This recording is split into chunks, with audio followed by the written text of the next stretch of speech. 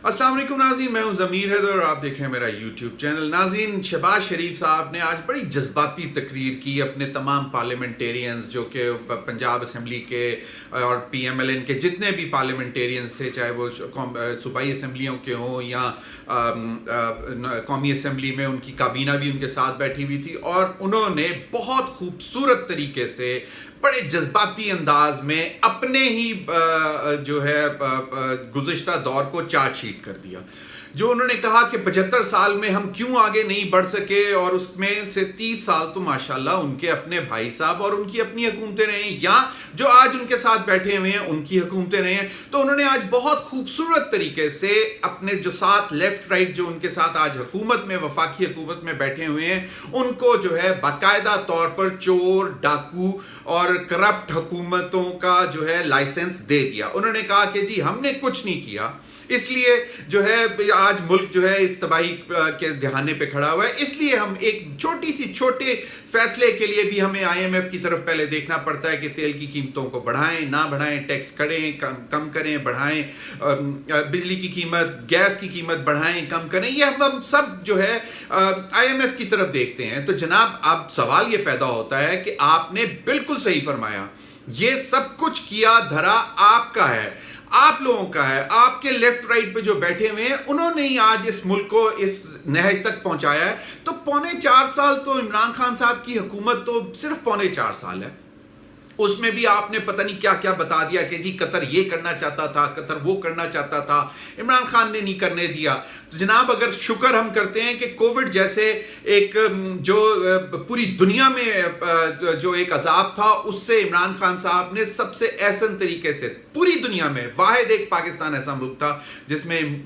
जो वो कोविड से बहुत एहसन तरीके से बाहर निकला, और इसको ना सिर्फ पाकिस्तानी अवाम मानती है बल्कि इंटरनेशनल वर्ल्ड जो है उसने तस्लीम किया है कि इमरान खान साहब की जो उस वक्त गवर्नेंस थी उसने बेहतरीन तरीके से कोविड से निपटा। और उसके बाद जो उनके मुखालिफ थे, ऑपोजिशन थे, पाकिस्तान पीपल्स पार्टी वाली, सिंध में उनकी हुकूमत थी, उन्होंने भी इस बात को तस्लीम किया कि जो वो गलत फैसले करने जा रहे थे, और इमरान खान साहब को देखते हुए उन्होंने जो फिर वो अपने फैसलों को तब्दील किया तो उससे उनको फायदा हुआ। तो जनाब, आपने तो बहुत सारी चीजें दिखा दी, उसके बाद फिर आपने वो चिन्योट की भी, एक मिनरल्स की भी बात कर दी, और उसमें बेसिकली आपने ही मजाक उड़वाया था इस मुल्क का। आप बात करते हैं कि जनाब आपके मुल्क में बहुत मादनियात हैं, आपने क्या किया पिछले 30 साल में, आज आपको याद आ गया कि जी मादनियात हैं, और आप सिर्फ कॉस्मेटिक प्रोजेक्ट्स लगाते हैं। आपने जो हम इस मुल्क की इस मिट्टी के अंदर जो जखायर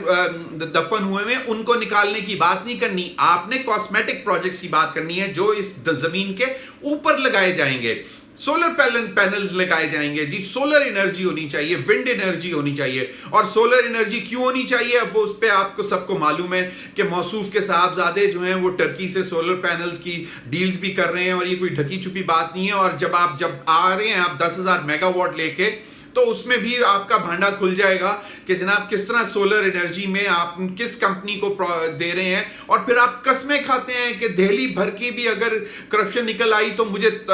फांसी पे लटका देना। आपके ऊपर 16 अरब रुपए के, जिसको अदलिया भी मानती है, बहुत सारे, और जो FIA के जो लोग जिन्होंने वो इन्वेस्टिगेट किया वो कहते हैं कि इससे ज्यादा ओपन एंड शट केस कोई नहीं है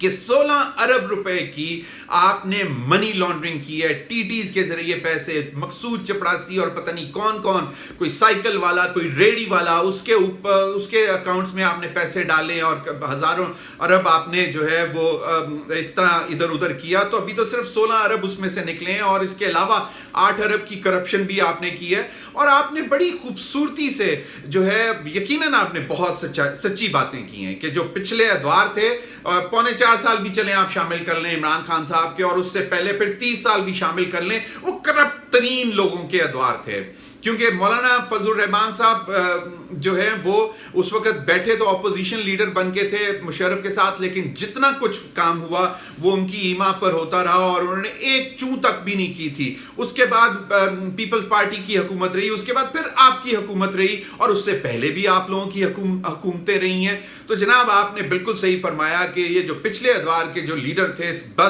बशमूल आपके बड़े भाई जो इस वक्त एब्सकॉन्डर है, मफरूर है, अदालतों को मतलूब है, ہے چور ہے وہ بھی کرپٹ لیڈرز تھے اور ان کی بھی حکومتیں جو ہیں وہ کرپشن کرتی رہی ہیں، جس کی وجہ سے آج ہمیں یہ جو ہے دن دیکھنا پڑ رہا ہے۔ تو یہ آپ نے بالکل صحیح فرمایا، خدا را اپنے گریبانوں میں بھی جھانک کر دیکھ لیں۔ ٹھیک ہے، آپ اب آج الزامات لگا رہے ہیں اور کہہ رہے ہیں کہ ایک دھیلے کی بھی کرپشن ثابت ہو گئی، تو یہ تو اب آپ کو معلوم ہے کہ آپ لوگ کیا کر رہے ہیں، کیسے کر رہے ہیں۔ اور کہنے والے تو یہی کہتے ہیں کہ جب ایسے حکمران آپ کے سروں پہ آ کے بیٹھ جاتے ہیں تو پھر عذاب آتا ہے، اور سیلاب کسی عذاب سے کم نہیں ہے۔ بہت بہت شکریہ۔